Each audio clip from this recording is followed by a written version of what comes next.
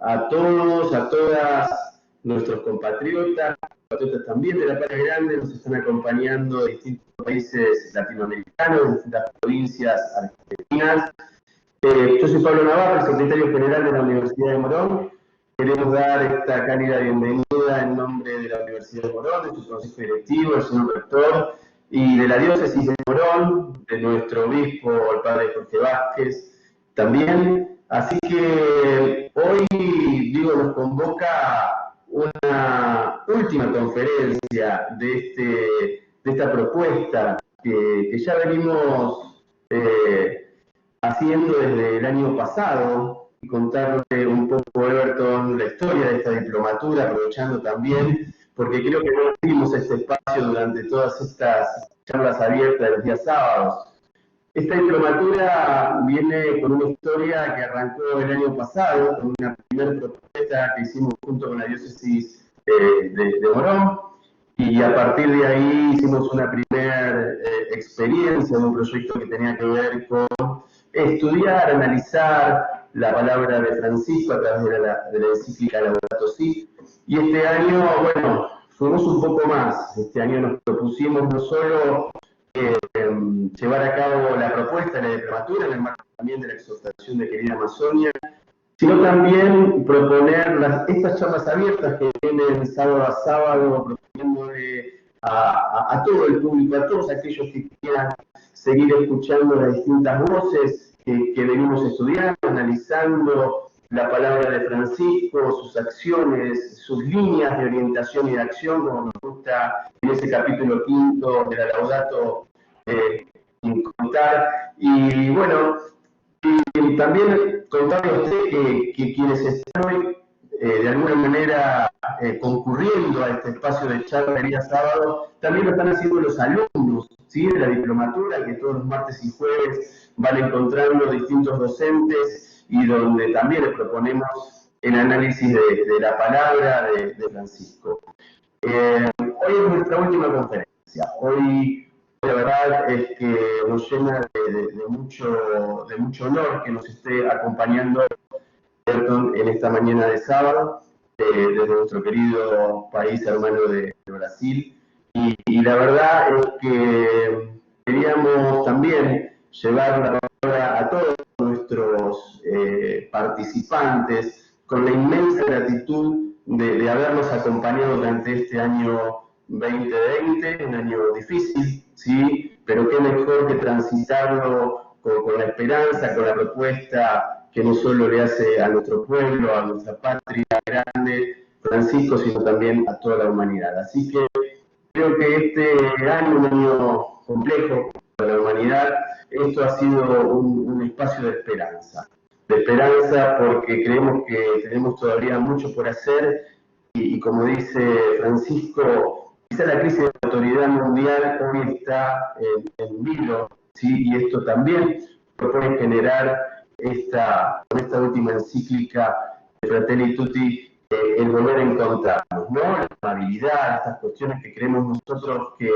hoy son tan importantes en este mundo que viene, un mundo que si no se construye con solidaridad, no se construye con estas pequeñas actitudes de amabilidad, como él bien lo describe, realmente no vamos a encontrar la forma de salir adelante. Así que, una vez más, agradecerle a ustedes, Everton, de compartir esta última conferencia, a Humberto, a Luis, al padre Jorge Vázquez, al señor rector, Aldo Carreras, a todo el equipo que sábado a sábado, que martes y jueves acompaña la diplomatura en este último encuentro, que seguramente el 2021 nos va a encontrar con una propuesta quizá más superadora, sí, pero que la verdad que este año hemos cumplido con todos los objetivos. Y como incluyen ustedes, los conferencistas, ¿sí?, de tomarse el trabajo. Usted también nos acompañó el sábado anterior con Monseñor Dufé, y esto también habla del compromiso de todos aquellos que queremos de alguna manera realmente llevar a cabo esta conversión en la que el Papa nos plantea en cada uno de sus documentos políticos. Así que darles la bienvenida a todos y todas y agradecerles una vez más el acompañamiento que con cada sábado estamos teniendo. Así que lo dejo ahora a Humberto, al profesor Humberto Poletti, ¿sí? Nuestro coordinador de la Cátedra Abierta, el responsable de que todo esto suceda de la forma que está sucediendo. Así que Humberto, gracias, aprovecho para darte las gracias públicamente en nombre de la Universidad de Morón y también del Obispado, porque realmente has hecho un trabajo enorme, enorme, enorme en esta arquitectura que realmente fue compleja, pero que pudimos de alguna manera culminar de una forma muy, pero muy exitosa. Gracias.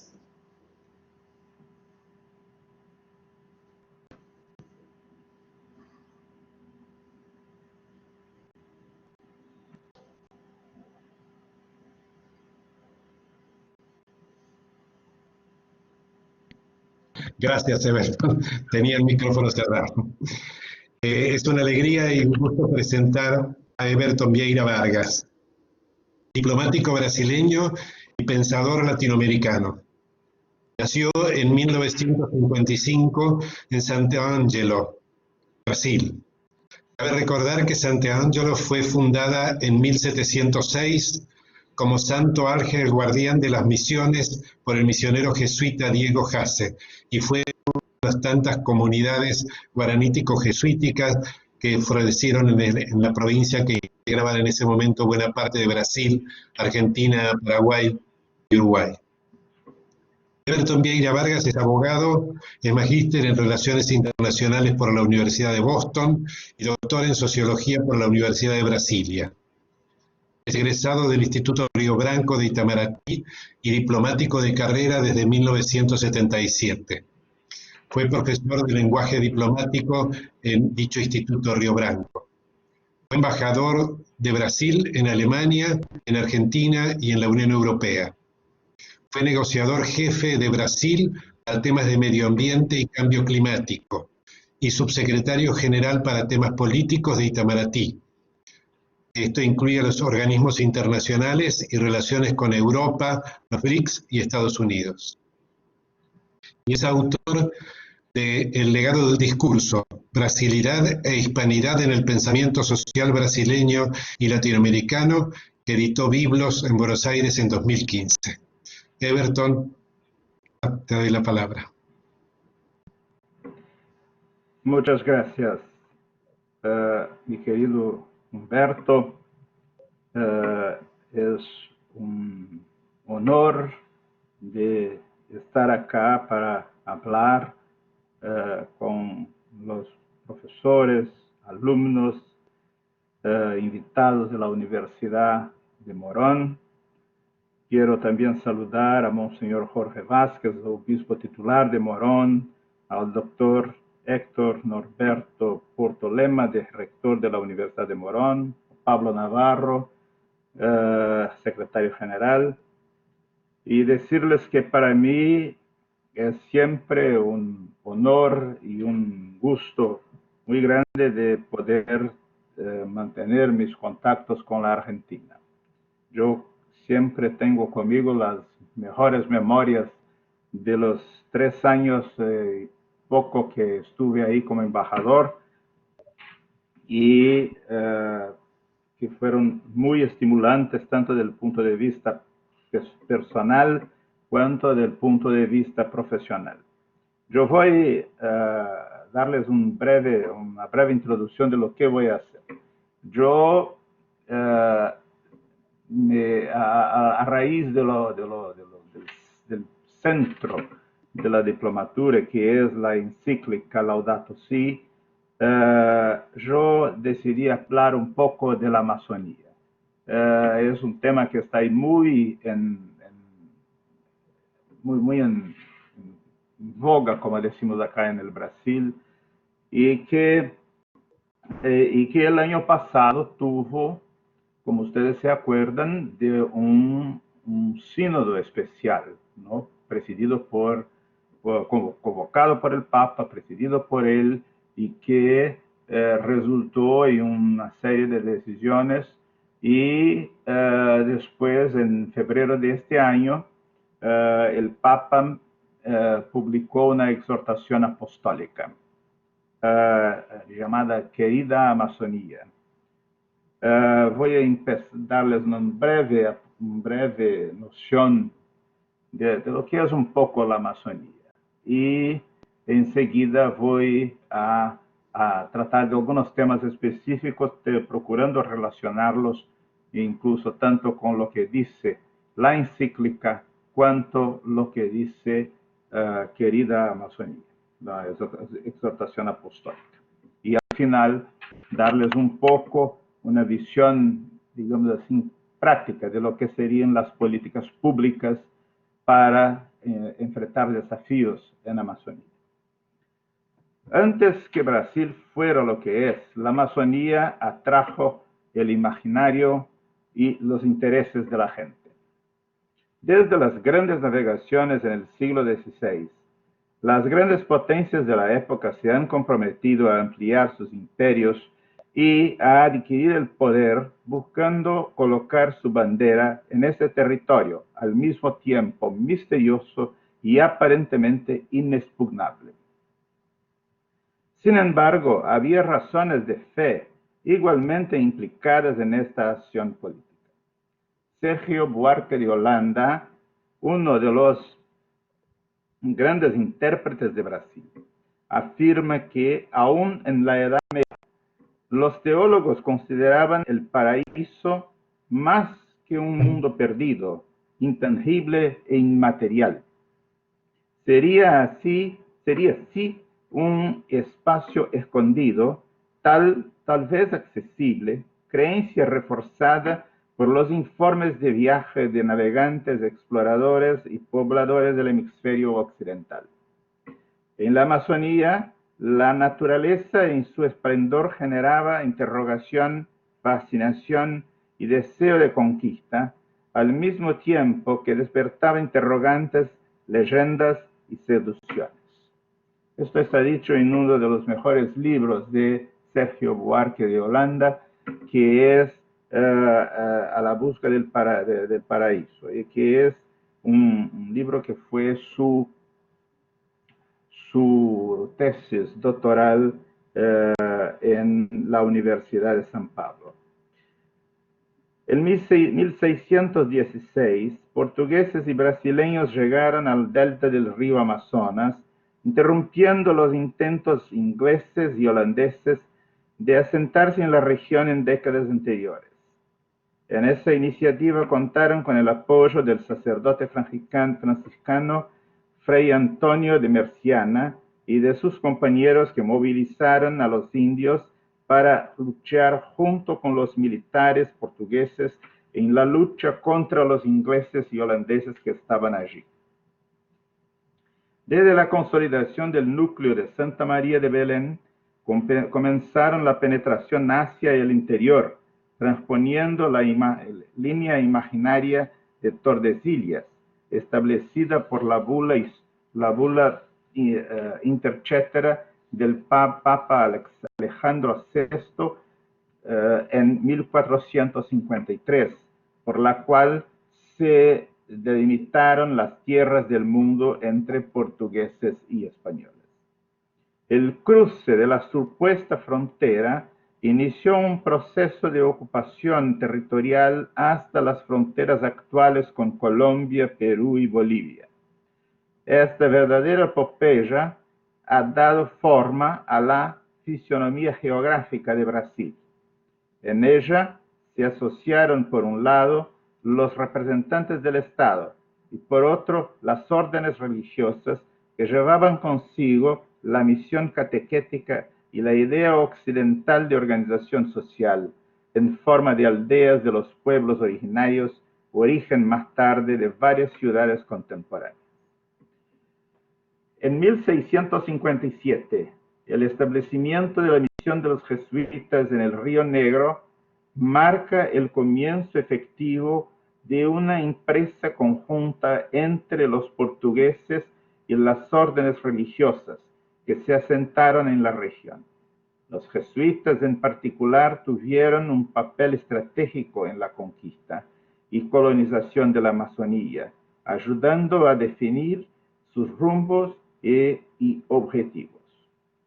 Su actuación sigue siendo motivo de controversia. Como señala el historiador Eduardo Bueno, y ahí lo cito, juzgar el conjunto de la obra jesuítica a la luz de los conceptos actuales, sin embargo, es incurrir en un error tan clamoroso como el de los propios sacerdotes del Cinquecento con su pretón de evaluar la mentalidad y las costumbres indígenas de acuerdo con las creencias y los dogmas de la Europa de finales del siglo XVI. Fin de citación. La Amazonía se consolidó como un ente político autónomo vinculado a Portugal en 1621 bajo el nombre de Estado de Maranhão y del Gran Pará, con capital en San Luis, hoy sede del gobierno del Estado de Maranhão. En 1751, Belém, hoy capital del Estado de Pará, ganará importancia política y económica al convertirse en sede del gobierno del Estado de Gran Pará y Maranhão. Es importante subrayar que la región estaba subordinada directamente a Portugal y tenía sus propios gobernantes. La Amazonía solo se incorporaría a Brasil en ocasión de la independencia en 1822, a pesar de las presiones portuguesas para mantenerla bajo su dominio bajo el dominio de la antigua metrópolis colonial. La presencia portuguesa en el inmenso territorio se legalizó mediante los tratados de Utrecht de 1713 y Madrid de 1750, que establecieron con franceses y españoles los límites de sus respectivos dominios. El Tratado de Madrid estableció los primeros contornos de lo que se considera la Amazonía brasileña. Es uno de los documentos diplomáticos más importantes de la historia sudamericana. Para su negociación, no solo se han utilizado argumentos políticos y jurídicos. Muy importante también fue la información científica proporcionada a la corte portuguesa por los jesuitas que poseían conocimientos científicos y cartográficos sobre la América del Sur en ese momento. A pesar de haber sido anulado por el Tratado de El Pardo en 1761, las fronteras amazónicas fueron definidas por el Tratado de San Ildefonso en 1777. Sin embargo, nunca se ha constituido en un documento final de fijación de las líneas demarcatorias, porque estas y el ajuste que las consolidaría nunca se han materializado. Además, los llamados tratados coloniales se consideraron nulos como resultado de la Guerra Peninsular de 1801 y del silencio del Acuerdo de Paz de Badajoz entre Portugal y España, que puso fin a ese conflicto.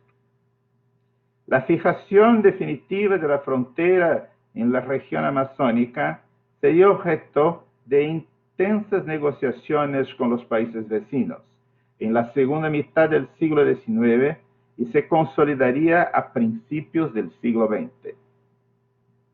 En este largo proceso que dio lugar a la formación territorial de Brasil, se garantizó la libertad de navegación en el río Amazonas en el momento de la expansión marítima de las empresas comerciales europeas de explotación intensiva y, en muchos casos, predatoria de los recursos naturales. Emblemática en este contexto fue la explotación del caucho a finales del siglo XIX y principios del XX, con las consecuencias económicas, sociales asociadas. Las negociaciones diplomáticas, la libertad de navegación, la explotación de la naturaleza han acentuado la ocupación del territorio, los contactos con los habitantes locales, la promoción del crecimiento endógeno y la autonomía local en el mismo sentido en que las misiones religiosas han logrado siglos antes el control del territorio. La delimitación de las fronteras en el norte de Brasil consolidó la resolución pacífica de controversias y el respeto del derecho internacional como principios rectores de la actuación diplomática brasileña. Las negociaciones proyectaron la habilidad y el liderazgo del Barón de Río Branco, patrono de la diplomacia brasileña, así como la actuación de otros diplomáticos, como Duarte da Ponte Ribeiro, Miguel Maria Lisboa y Joaquín Nascentes de Azambuja. Esta introducción, resumida sobre cómo la Amazonía se había convertido en parte de Brasil, ha tratado de demostrar que desde los primeros años de la presencia de los europeos en la región, la relación con la naturaleza y sus pueblos originarios ha sido compleja y casi siempre en el detrimento de ambos. También sirvió para destacar la historia común de la región con la Iglesia de Roma, que se remonta a los inicios de su ocupación. Este es un proceso que todavía se desarrolla y no sin obstáculos ni desafíos. La Iglesia Católica ha sido un actor permanente en la Amazonía. En octubre de 2019, el Sínodo de la Amazonía reafirmó la actuación de la Iglesia en la región y ofreció la oportunidad para reflexionar sobre los desafíos que se enfrentan y que ciertamente se plantean para el futuro. La Asamblea Sinodal fue un corolario práctico de la encíclica Laudato Si, publicada en 2015. En su discurso de clausura en la Asamblea Sinodal, el Papa destacó la importancia de la dimensión ecológica, una de las 4 discutidas en la reunión, y su crecimiento en progresión geométrica. Ha agregado que, y cito, Laudato Si nació con una inspiración en la que trabajaron científicos, teólogos, pastoralistas. Bueno, es esta conciencia ecológica que va adelante y que hoy nos denuncia un camino de explicación obligatoria, de destrucción, al cual la Amazonía es uno de los puntos más importantes de esto. Es un símbolo, yo diría. Junto a la dimensión ecológica está la dimensión social, de la cual hablamos, que ya no es solo que se explica salvajemente lo creado, la creación, sino las personas. Y, concluye el Papa, en Amazonía aparece todo tipo de injusticias, destrucciones de personas, exploración de personas a todo nivel y destrucción de la identidad cultural. Fin de citación. La Amazonía es hoy una vasta región que en Brasil corresponde a más de la mitad del territorio nacional, cerca de 4,5 millones de kilómetros cuadrados. También es un área de contradicciones. Junto a su riqueza hídrica, natural, humana y cultural, hay desigualdad, enfermedad, ausencia de servicios básicos como saneamiento, salud, educación, transporte y vivienda, entre otros.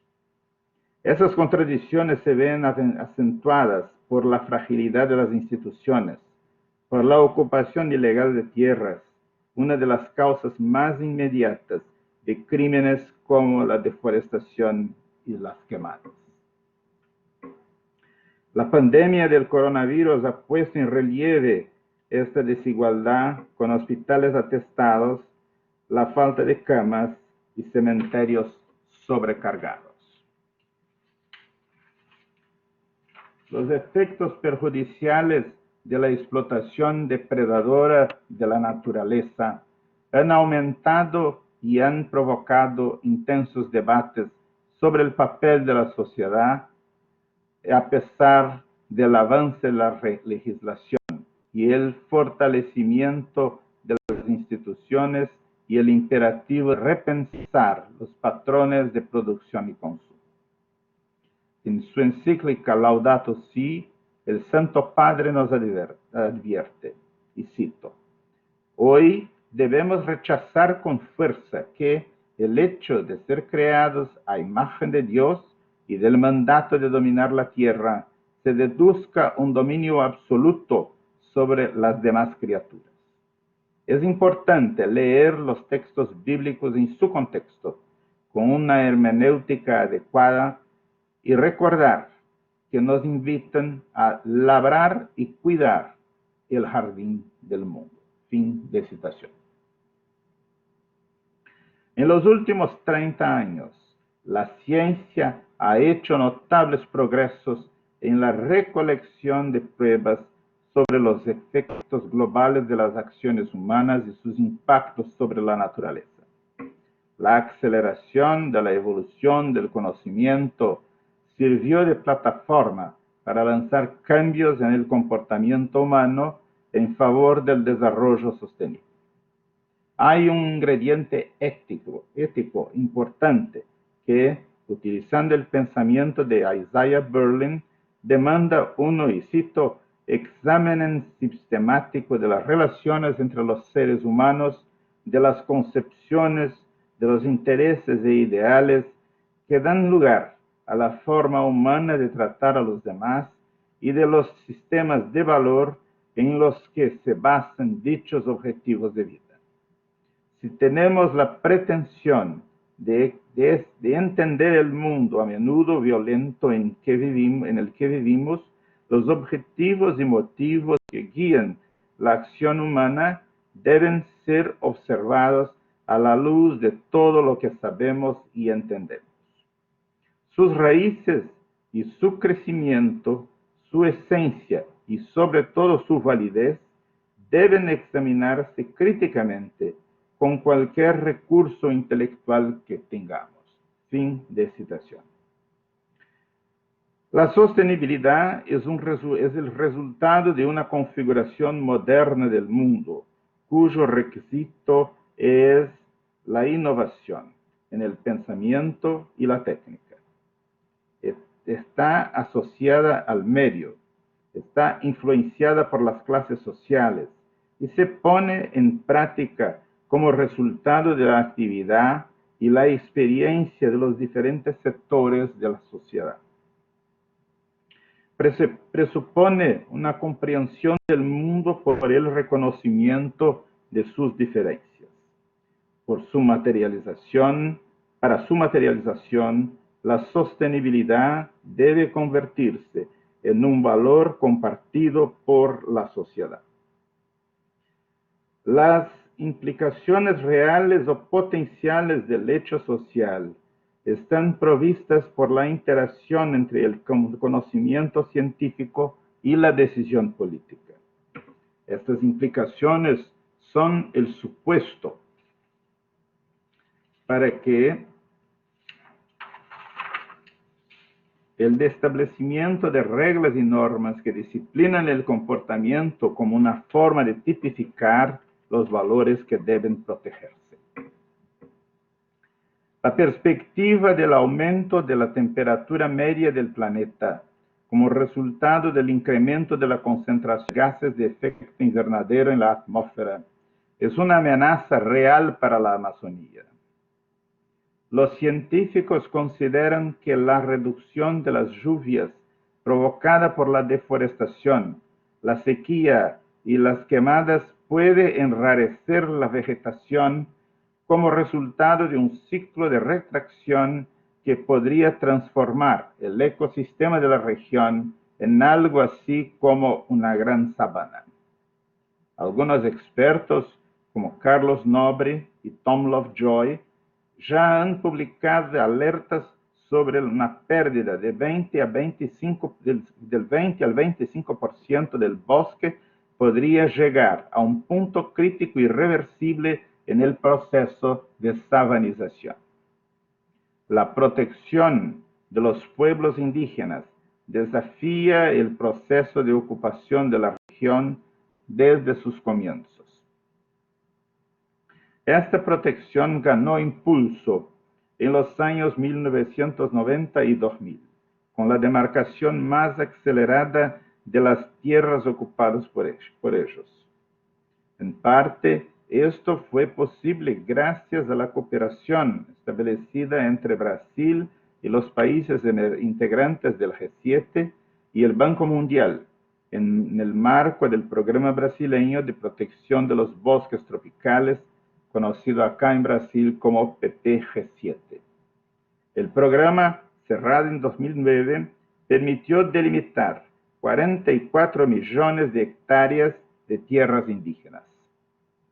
La exhortación apostólica Querida Amazonía, dada por el Papa Francisco en febrero de este año, llama la atención sobre las múltiples identidades y culturas de los pueblos originarios de la Amazonía, derivadas de la estrecha relación de los habitantes con su entorno, en una simbiosis no determinista, difícil de entender, con esquemas mentales externos. Párrafo 31. Los estilos de vida y las cosmovisiones reflejan la adaptación a la geografía y sus posibilidades y se aunan a una sabiduría propia.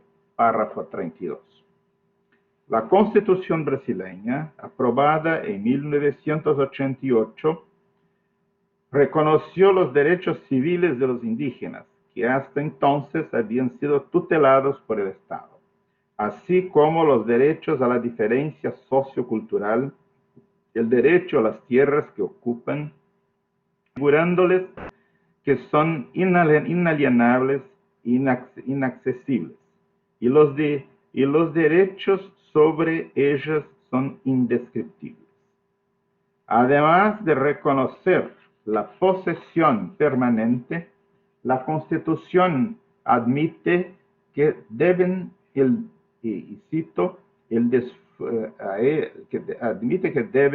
tener el disfrute exclusivo de las riquezas del suelo, de los ríos y de los lagos que allí existen.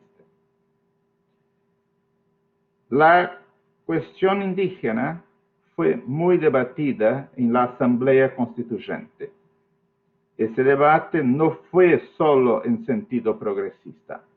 En muchos momentos, las tesis avanzadas han sido combatidas con vigor por grupos que preferían una legislación más restrictiva en materia de derechos de los indígenas. Sin embargo, el resultado ha reforzado la naturaleza histórica de sus derechos como primeros ocupantes del territorio nacional. Estos derechos originarios, en opinión del jurista João Mendes Jr., son anteriores al propio Estado. Otro tema importante vinculado a la protección y la valorización de las identidades y culturas indígenas es el de los conocimientos tradicionales asociados principalmente al uso y conservación de la diversidad biológica. El Convenio sobre la Diversidad Biológica, adoptado en la Conferencia de Río sobre el Medio Ambiente y Desarrollo en 1992, innovó al establecer en su artículo 8J que cada parte debe respetar y preservar los conocimientos ancestrales y colectivos de las comunidades indígenas y locales tradicionales, así como promover su aplicación más amplia y fomentar la distribución equitativa de los beneficios derivados de la utilización de dichos conocimientos. Los estudios indican que la investigación y el desarrollo de una nueva sustancia bioquímica, incluso hasta el patentamiento, tardan de 5 a 10 años y cuestan de 250 millones a 500 millones de dólares. Se estima que el acceso a los conocimientos tradicionales puede reducir hasta un 50% de las inversiones. En las últimas décadas, el tema indígena y de los pueblos originarios se ha destacado aún más con el interés despertado por la perspectiva de explotación económica de las tierras ocupadas por ellos. Mercedes Bustamante y Manuela Carneiro da Cunha advierten que, y cito, globalmente, mientras que los derechos de las poblaciones indígenas y de las comunidades tradicionales han sido más reconocidos, la extracción de recursos con la violación de los derechos indígenas sigue teniendo lugar a un ritmo cada vez mayor. Al mismo tiempo, las comunidades indígenas se resisten a la minería y la violencia con el uso de la fuerza y la violación de los derechos humanos también ha sido una marca histórica de estos conflictos. Los temas tratados anteriormente, deforestación, cambio climático, pueblos originarios, biodiversidad, sin perjuicio de otros de igual relevancia y urgencia en el contexto amazónico, requieren de un tratamiento político para escapar a la explotación compulsiva sobre la que se nos advierte el Papa. Si se mira desde un punto de vista de la política exterior, los problemas, las presiones y los desafíos externos repercuten en el proceso interno de toma de decisiones, con importantes reflejos sobre la actitud de los estados en sus relaciones exteriores. Por otro lado, las presiones internas son el origen de posibles alternativas al comportamiento exterior. Los efectos de los factores internos extrapolan el proceso de formación de intereses para afectar a la estrategia y los resultados de la acción exterior. Al mismo tiempo, cualquier persona que piense en el desarrollo de Brasil debería considerar los recursos biológicos, forestales y minerales ubicados en la Amazonía como fuente para la generación de empleos e ingresos en la región, así como para el progreso económico y tecnológico del país.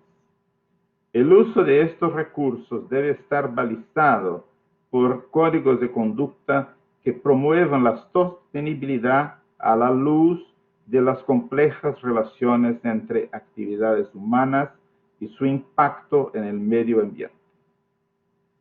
En la línea de las palabras de apertura de la encíclica Laudato Si, no podemos ser indiferentes a lo que se ha ocurrido en la formación de la Amazonía, ni a las circunstancias que han actuado para que eso ocurriera. La comprensión de estas circunstancias y las decisiones inspiradas, facilitadas y condicionadas por ellas me parece esencial para aclarar cuestiones de identidad, dilemas y desafíos a los que se enfrenta la región de hoy. El entrelazamiento entre la sociedad y la naturaleza responde a las necesidades de bienestar y progreso económico y técnico.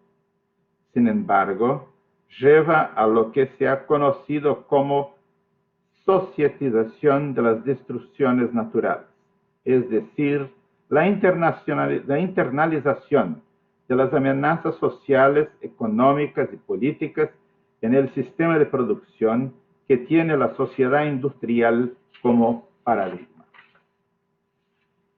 Asegurar la sostenibilidad mediante un ejercicio negociado de disciplinar la conducta de la sociedad ha sido un punto de inflexión importante en la comprensión de la relación entre el hombre y la naturaleza. La sostenibilidad incluye la dimensión de la equidad, que no se agota en una evaluación matemática sobre cómo garantizar unas mejores condiciones de vida en el presente y el nivel de renuncia del consumo necesario para permitir a las generaciones futuras satisfacer sus demandas. Parece contrario al sentido común estimar las necesidades futuras de las sociedades sobre la base de las circunstancias actuales que son claramente inicuas. Esto es particularmente relevante cuando se examinan los desafíos de la Amazonía. La integración de la sostenibilidad como valor en una sociedad tan desigual radica precisamente en resolver la contradicción entre la opulencia y la privatización y la privación. Esta cuestión va más allá de lo económico. Es política, tanto en su concepción como en la actitud demandada de los actores sociales, públicos y privados. Los individuos, las organizaciones de la sociedad civil, las empresas y los gobiernos deben demostrar por qué creen en la necesidad de transformar la situación actual y cuál es la consecuencia concreta de sus creencias acerca de su comportamiento. En el campo económico, las necesidades entre sociedades, así como entre segmentos de la misma sociedad, son distintas. Esta realidad plantea dos preguntas. En primer término, ¿cómo deben responder las políticas de desarrollo a los cambios en las necesidades? Y en segundo término, ¿cómo pueden armonizar las diferentes nociones de sociedad? Si bien el desarrollo sostenible es un imperativo para todos, existen diversas formas de alcanzarlo en cada cultura. La cuestión es cómo combinar los distintos modos de implementarlo sin distorsionar o congelar asimetrías. El papel del pensamiento innovador y de las instituciones públicas y privadas es crucial en este sentido. La ausencia de un criterio uniforme para definir lo que es un desarrollo sostenible conduce a la formulación de juicios de valor difícilmente comparables y para los que es muy difícil llegar a un consenso en el plano nacional y en el internacional. Dos factores son relevantes para entender a esto. En primer término, los cambios en el curso de la historia son interpretados de manera distintiva por los diferentes segmentos sociales. Y en segundo término, la implementación de los cambios requeridos por el desarrollo sostenible acentúa las divisiones dentro de la sociedad. Esos factores son esencialmente políticos. En Laudato Si encontramos una importante alerta para las transformaciones que se hacen necesarias a la luz del énfasis que la sociedad contemporánea atribuye al poder. Y lo cito. Se tiene a creer que todo incremento del poder constituye sin más un progreso, un aumento de la seguridad, de utilidad, de bienestar, de energía vital, de plenitud de los valores, como si la realidad, el bien y la verdad se burlan espontáneamente del mismo poder tecnológico y económico. En hecho, es que El hecho es que el hombre moderno no está preparado para utilizar el poder con acierto, porque el inmenso crecimiento tecnológico en él estuvo acompañado por un desarrollo del ser humano en la responsabilidad, valores, conciencia. Cada temporada que se tiende al desarrollar una escasa autoconciencia de sus propios límites. Por eso es posible que hoy la humanidad, en la puerta de la seriedad de los desafectos que se presentan. Fin de la citación.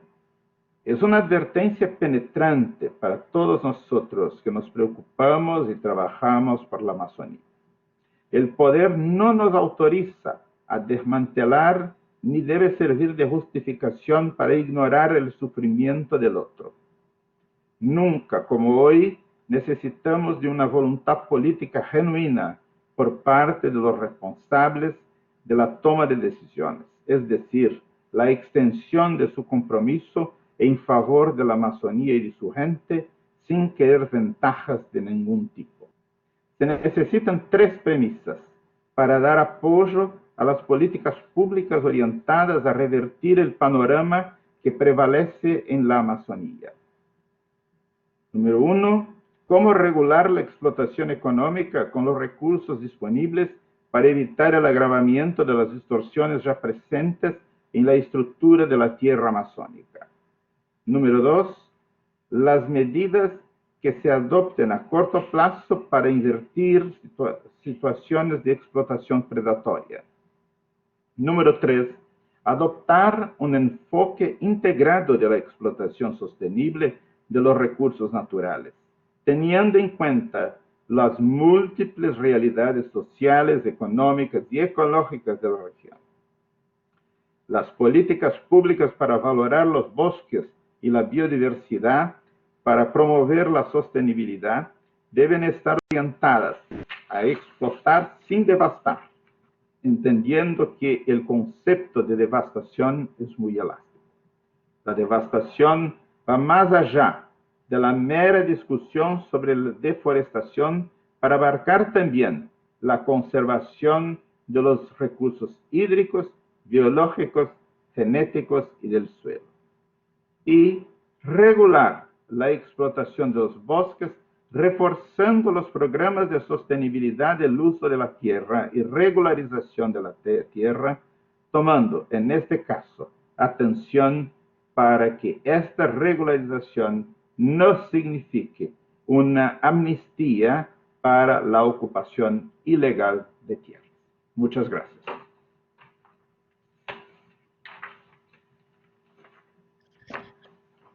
Muchas gracias, Everton. Excelentes palabras. Ha sido un cierre de oro para esta diplomatura. Había algunas preguntas, entonces le vamos a pedir al administrador que le vaya abriendo el micrófono. En primer lugar, Esther Noat, que es del Movimiento de Cuidadores de la Casa Común. Esther.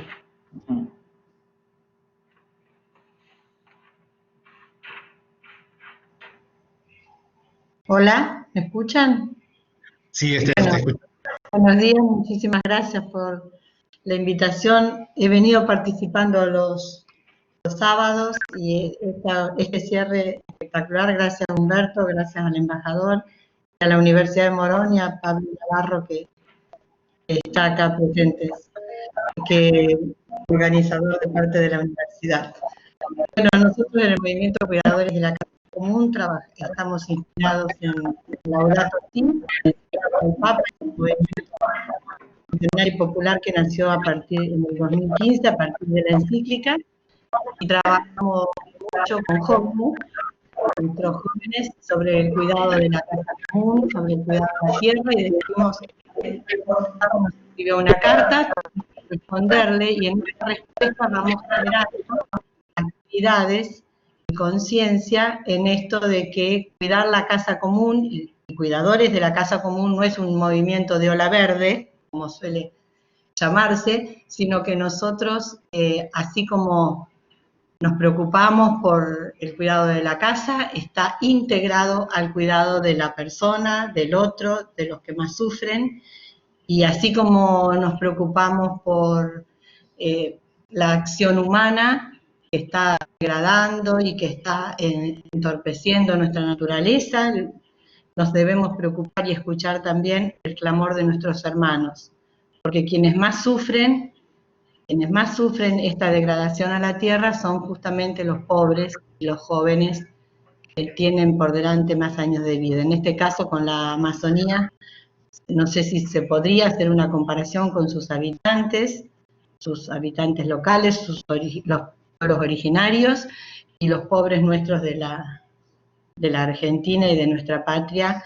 Realmente en cada uno de los pueblos de nuestra patria vemos acciones donde la desmedida necesidad por ganar más dinero nos está devastando. En el caso particular de muchos de nosotros que vivimos sobre la era del río Paraná, por ejemplo, las quemas de las islas, en pos de poder cultivar más soja y tener o emprendimientos inmobiliarios, está contaminando y destruyendo toda la biodiversidad que tenemos en esa zona. Así que yo creo que en algún momento lo que podríamos hacer es una gran comparación y un estudio de lo que nos está ocurriendo a nosotros acá en la Argentina, en este caso particular, la vera del río Paraná, y lo que realmente pasa en la Amazonía. Bueno, agradezco muchísimo. Los invito a todos a conocer Cuidadores de la Casa Común, un movimiento de jóvenes. El objetivo es generar nuevas oportunidades de trabajo para los pibes, pero trabajo, no cualquier trabajo, sino trabajo relacionado justamente con el cuidado de la tierra, con el cuidado de nuestra cultura, escuchar la voz de nuestros antepasados, y así a lo largo de todo el país. Nuestros pibes, por ejemplo, trabajan la tierra en huertas, trabajan energías renovables, trabajan reciclados, trabajan en artesanías, como por ejemplo artesanía en mimbre y otras artesanías en distintos lugares del país, en el norte, en el sur, siempre revalorizando nuestra cultura barrial, popular y de la zona. Muchísimas gracias. Eberto, ¿querés hacer un comentario? No, en primer lugar, yo quería saludar a esta iniciativa de los cuidadores de la Casa Común, porque yo creo que hoy día hay una clarísima vinculación entre la acción comunitaria y la recuperación del medio ambiente. Muchas veces se ve, y esto pasa en todos los lugares, acá en Brasilia, en la ciudad donde yo vivo, no es distinto. Muchas veces la gente se pregunta si vale la pena hacer entre comillas, una intervención localizada para salvar al medio ambiente. Yo estoy absolutamente convencido de que sí. Y yo creo que muchas veces las iniciativas locales, las iniciativas pequeñas, pero las iniciativas que, como citó Esther, son capaces de generar empleos, pueden cambiar mucho, no solo la situación ecológica en sí, sino también la situación social. Y yo veo esto que hoy día, sobre todo ahora en este contexto de pandemia, que va a nos dejar certamente un legado de mucho más cuidado con la naturaleza y con la salud de todos y de cada uno, va a abrir nuevos horizontes para estos que trabajan en ese tipo de actividad. Yo también creo que con certeza sería un ejercicio interesante a comparar un poco la situación de algunas regiones en la Argentina con algunas regiones de Amazonía. Yo no voy a decir que se pueda hacer una comparación general, porque hay algo que muchas veces la gente no está que no está claro para la gente, que es el hecho de que en verdad tenemos diferentes Amazonías dentro de la Amazonía.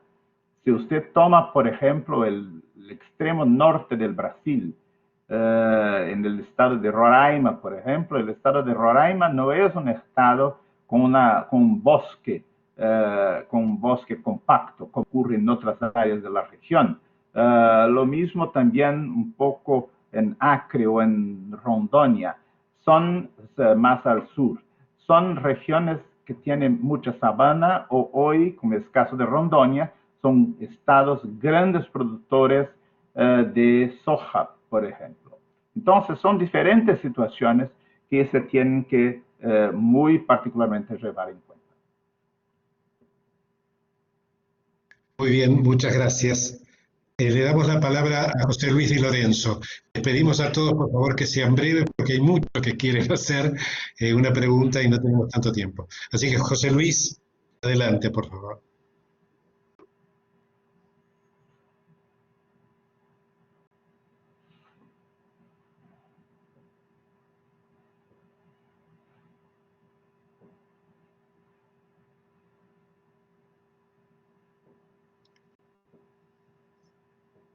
Bueno, si no está José Luis disponible, Ayelén Tomasini. Por favor, el administrador, que le habilite el micrófono a Ayelén. Sí, buenos días, Humberto, ¿se me escucha?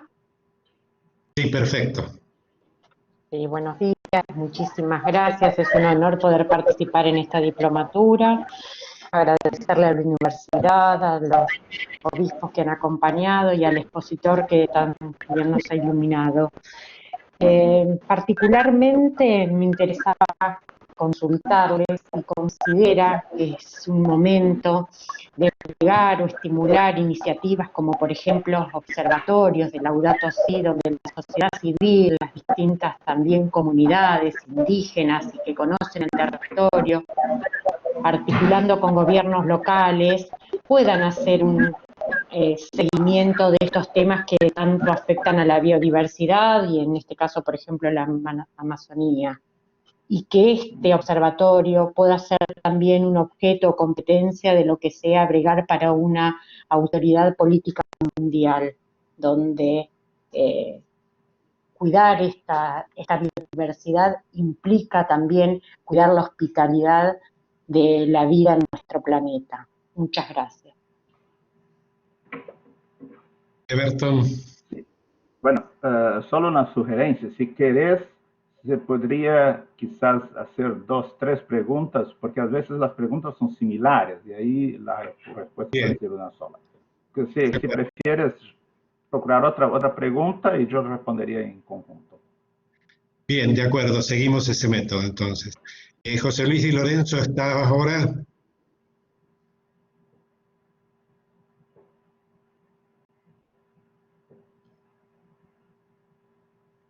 Bueno, entonces seguimos con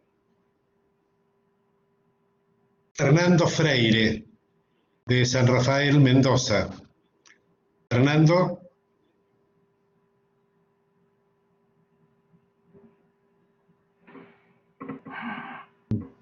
¿Me escuchás, Humberto? Sí, perfectamente. Lamentablemente no puedo hacer ninguna pregunta porque me hablaron por teléfono y me quedé a la mitad de la charla del embajador. Pero en mente yo tenía, saliendo de la Laudato Si y de la querida Amazonia, que escuché la primera parte, es preguntarle, ya que él tiene un tránsito por el mundo, si hay en las otras cultos católicos esta misma idea que tiene nuestro Papa sobre fundamentalmente la última encíclica. Es decir, si nos consideran en los otros cultos, si hay este espíritu de hermandad necesario para solucionar estos problemas que tiene el mundo. Esa sería mi pregunta. Y pido mil disculpas porque me interrumpieron en la mitad de la charla. Bien. Hermana Cecilia Marichal, ¿está presente? ¿Le pueden habilitar el micrófono?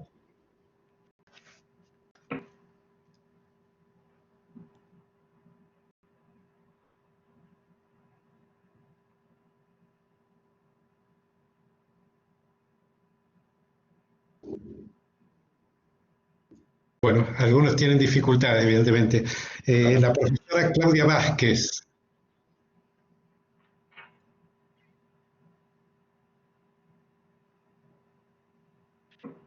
Quizás yo podría entonces responder hasta que habiliten Bien. los micrófonos. De acuerdo. ¿Okay? Muy bien. Bueno, muchas gracias por las dos preguntas. Voy a empezar por la pregunta de Ayelen Tomasini, que se refiere a observatorios de Laudato Si, el seguimiento para ver cómo se cuida de la cuestión de la biodiversidad, de Amazonía, etc.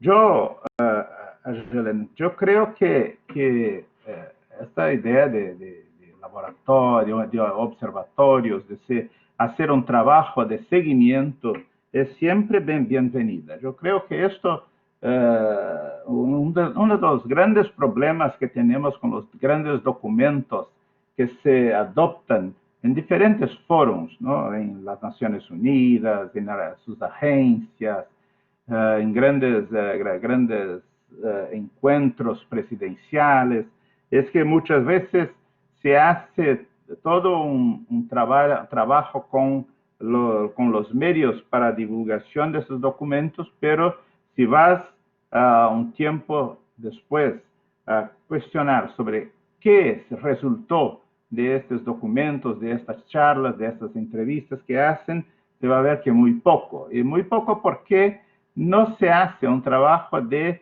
seguimiento y reflexión sobre cuáles fueron los desafíos para implantar las ideas que ahí estaban, ¿no? Yo no sé decir exactamente cómo hacer estos observatorios, pero yo tendría una idea. Yo creo que la Iglesia tiene ciertamente la institución humana que más penetración tiene en el mundo. Yo creo que muy pocas instituciones en el mundo tienen la capilaridad que la Iglesia Católica Romana tiene. Así que yo creo que la propia Iglesia podría, y a mi juicio debería, movilizar sus fieles a seguir en este objetivo de dar seguimiento a lo que ahí está. Mi sugerencia incluso es que se hagan más foros como este de la diplomatura hecha por la Universidad de Morón. Porque si uno lee la encíclica, si uno lee la exhortación apostólica sobre la Amazonía, se va a ver que allí hay muchas cosas. La encíclica en particular es un documento muy bien elaborado. Claro que uno puede y debe discutirse, pero esos documentos. Pero yo creo que esto es un llamamiento que exige de todos nosotros una especie de conocimiento de causa para que se pueda verdaderamente descubrir o arquitectar formas de seguimiento. Después la pregunta de Fernando era sobre los cultos, ¿no? Que esta experiencia de hermandad para solucionar problemas. Bueno, acá en Brasil, yo creo que bastante más que en la Argentina, tenemos hoy un crecimiento exponencial de las iglesias evangélicas, sobre todo las de corte pentecostal. Y debo decir que estas iglesias están hoy muy presentes en la Amazonía. Hacen un trabajo muy directo con fieles, con personas que viven ahí. Son iglesias que procuran congregar las personas en torno de ideas de bienestar, de consuelo ante las dificultades. Yo creo que hay hoy día una creencia entre la población de que la iglesia representa, independiente digamos así, de la filiación institucional, la iglesia es un espacio donde tienen esa posibilidad de reflexionar, esta posibilidad de tener un diálogo.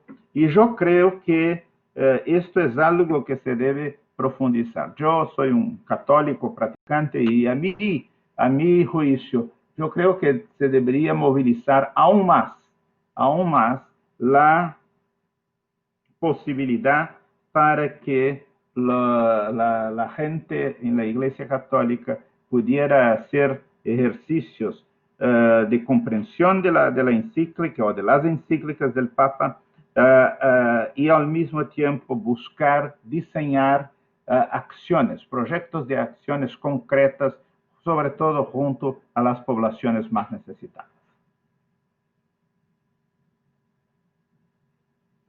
Gracias. Fabián de Antonio.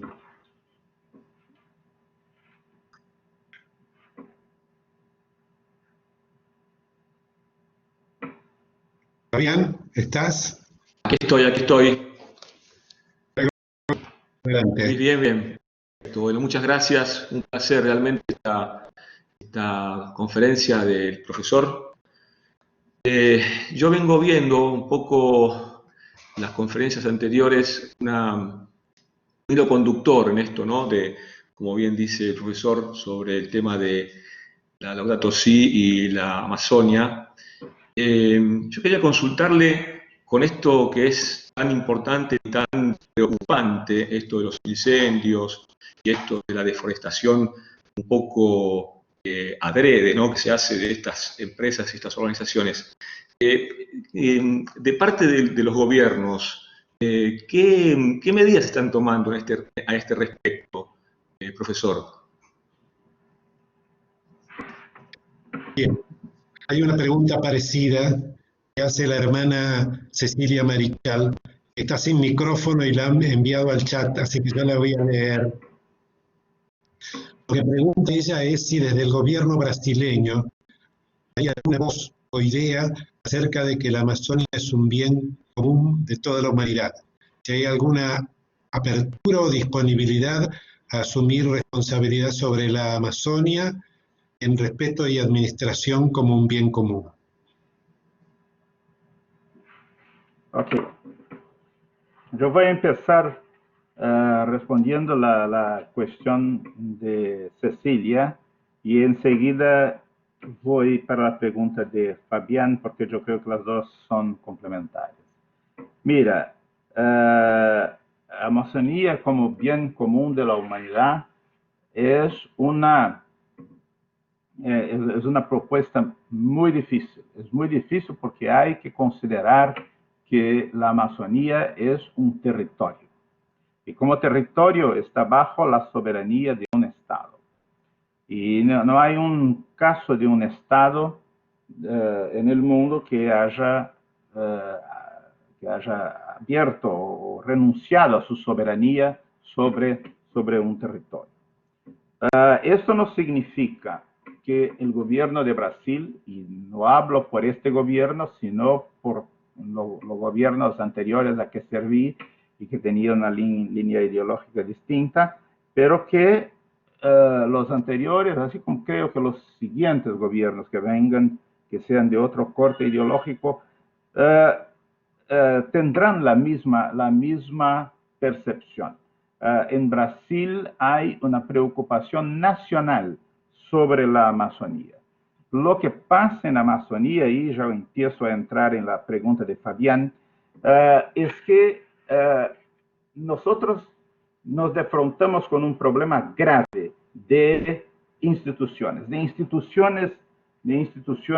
más fuertes, más robustas, que permitan al Estado hacer presente su poder.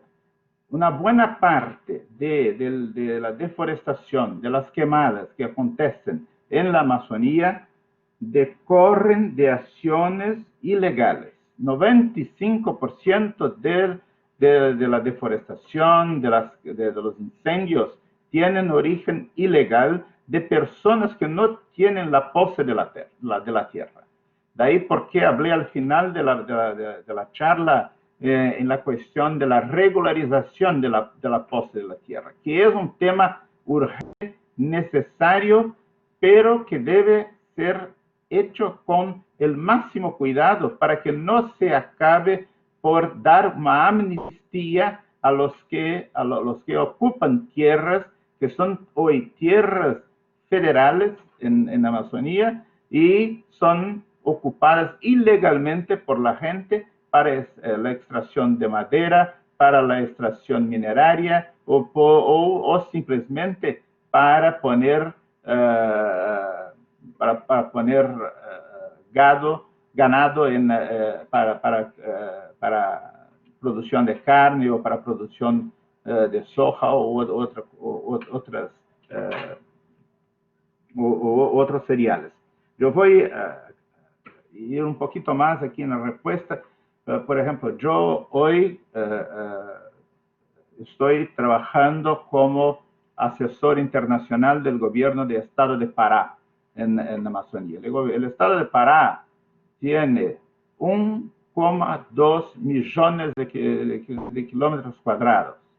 Es un país que es es un estado que es 2 veces el área de Francia y que en el cual, por ejemplo, el desafío de hacer programas de sostenibilidad es enorme, Mismo así, los programas estaduales, por ejemplo, visan exactamente a atentar para la cuestión de la tierra, es decir, legalizar el uso de la tierra, hacer un combate a la deforestación y a las quemadas, dar sobre todo a los agricultores más pobres o las personas más pobres, la oportunidad de poder desarrollar una agricultura sostenible. Un estado como, por ejemplo, como Pará, tiene hoy algunos datos que poca gente sabe. Es el más gran productor de cacao en Brasil. Una cosa que incluso pocos brasileños lo saben. Es el estado donde hay una gran industria extractivista. Es un estado donde hay, es el quinto o sexto productor de soja. Entonces, estas cosas tienen que ser hechas con gran cuidado. Esto no quiero con esto decir que no haya problemas. Hay y muy graves. Y el gobierno de estado hoy busca ver soluciones para esto. La cuestión fundamental hoy para el incremento de los incendios, de la deforestación, es, a mi juicio, el enfraquecimiento de las instituciones federales, sobre todo, que tienen la responsabilidad de combatir a estos crímenes. Y hay una cosa importante. Por ejemplo, en el caso de Pará, solo 48% de las tierras del Estado pertenecen al Estado. Más de 50% pertenecen a la Unión, al gobierno federal. Entonces, la acción sobre estas tierras solo puede ser hecha por instituciones federales, como es el caso del Instituto Brasileño de Medio Ambiente, IBAMA, que tienen la misión de combatir a los incendios. Muchísimas gracias, profesor. Un placer, Humberto. Sinceramente, esta diplomatura ha sido muy enriquecedora. Muchísimas gracias a todos. Gracias, Fabián. Vamos a dar lugar a una última pregunta, porque ya estamos llegando al límite del tiempo. Muy agradecidos con la comprensión del profesor para responder todo. Silvia Calegaro.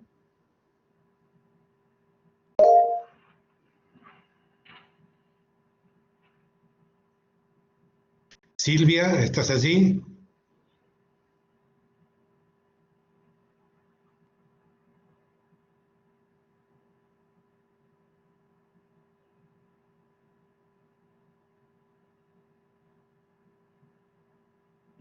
Salió.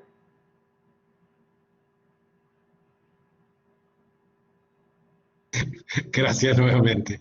Agradecerle mucho al profesor Everton Vieira Vargas.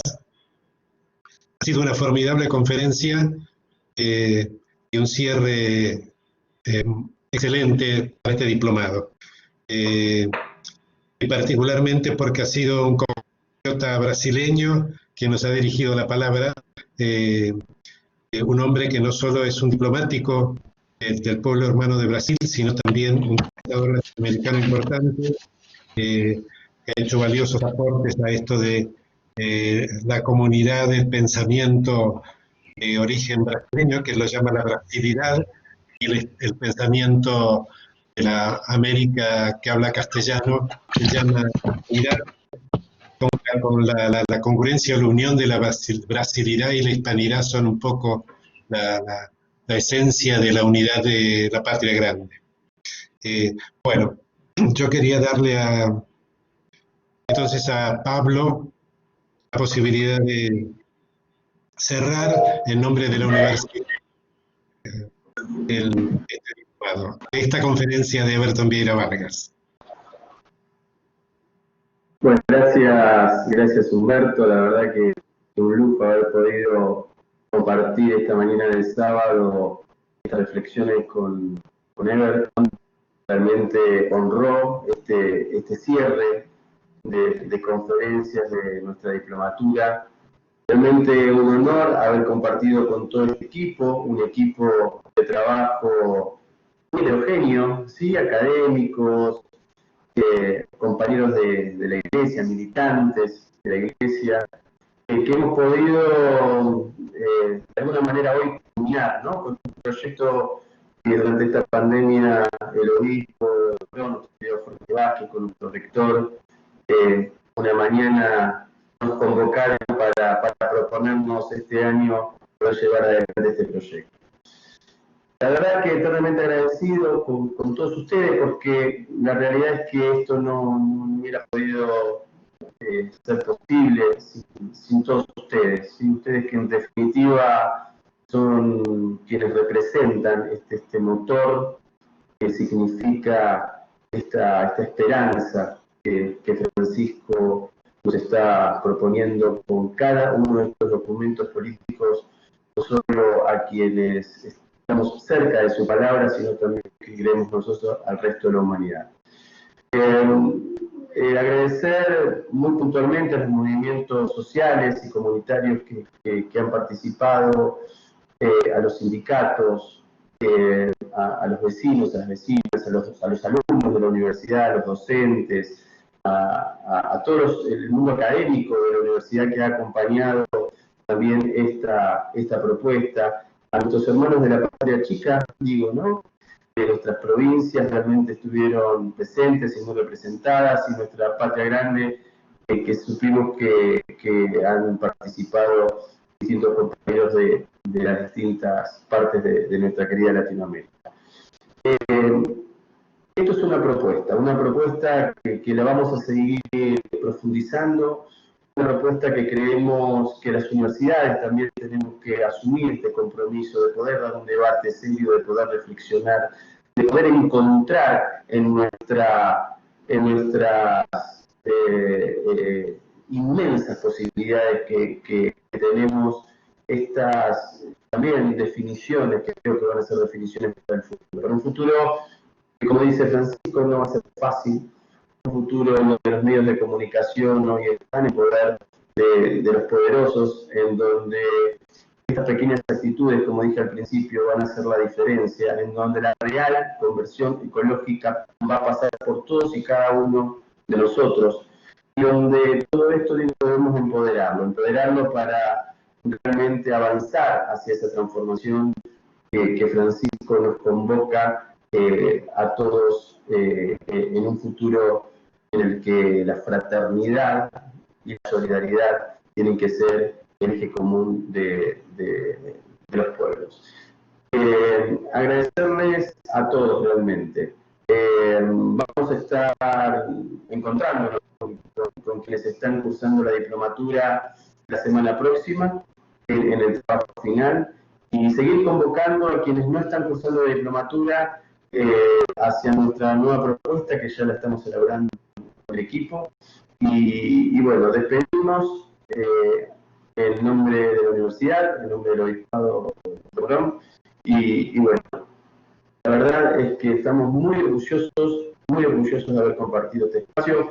Vamos a habilitar el chat para podernos saludar en un espacio de 5 o 10 minutos. Y la verdad es que estamos muy, pero muy contentos de haber logrado el objetivo que nos propusimos. ¿Sí? Viva Francisco, viva la Patria Grande, y esperemos que esto que hoy nos está pasando sea también una gran ventana de oportunidad y de esperanza en encontrar en su palabra, en sus pensamientos, esa luz de esperanza que tanto necesitamos, y particularmente los vulnerables, los pobres, los descartados, esto que Francisco permanentemente nos convoca a todos a sentar en la misma mesa. Así que gracias a todos. Gracias, Humberto. Humberto, fuiste el motor de esto y quiero reconocerlo también en esta despedida. ¿Sí? Nos estamos viendo muy pronto. Gracias nuevamente a todos. Gracias. No sé si quieres decir alguna palabra final. No, solamente agradecer la invitación y parabenizarlos por la iniciativa. Gracias.